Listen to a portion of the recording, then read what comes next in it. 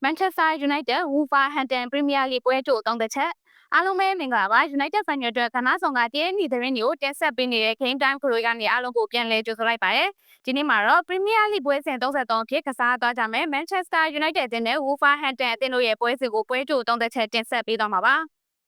ဒီပွဲကတော့တနင်္ဂနွေနေ့မြန်မာစံတော်ချိန်ည9:00နာရီခွဲချိန်မှာရှင်ပြိုင်ကစားသွားကြမှာပါ United ရဲ့အိမ်ကွင်း Old Trafford မှာကစားသွားကြမှာဖြစ်ပြီးအင်္ဂလန်ကွင်းလယ်တိုင်း Robert Jones ကတာဝန်ယူကိုင်တွယ်ပေးသွားမှာပါAsian Manchester United ကတော့နောက်ဆုံးကစားခဲ့တဲ့ပွဲမှာ Lion အသင်းကိုမထင်မှတ်ထားတဲ့အခြေအနေကနေကမ်ဘက်လုပ်ပြခဲ့ပြီးစိတ်ဓာတ်ပိုင်းအကောင်းဆုံးပုံစံကိုရောက်ရှိနေခဲ့ပါတယ်။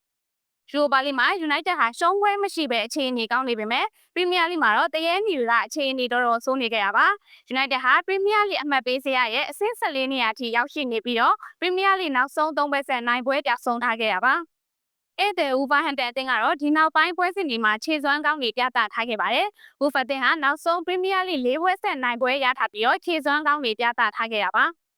ဒီနှစ်သင်းရဲ့နောက်ဆုံးထိပ်တိုက်တွေ့ဆုံမှု9ချိန်မှာတော့ United က4ချိန်ထိနိုင်ပြီး Wolves အသင်းက2ချိန်နိုင်ထားခဲ့ပါတယ်။ထိပ်တိုက်တွေ့ဆုံမှုတွေမှာတော့ Ancient United ကအသာရထားခဲ့တာပါ။ဒီပွဲစဉ်ကိုသုံးသပ်ရရင်တော့ Manchester United အသင်းက Premier League မှာဘာမှမျှော်လင့်စရာမရှိတော့လို့စိတ်အေးလက်အေးပဲကစားသွားမှာပါ။အဓိကကစားသမားအချို့ကိုအနာပေးပြီးတော့အရန်တွေလူငယ်တွေကိုတောင်ထုတ်သုံးလာနိုင်ပါတယ်။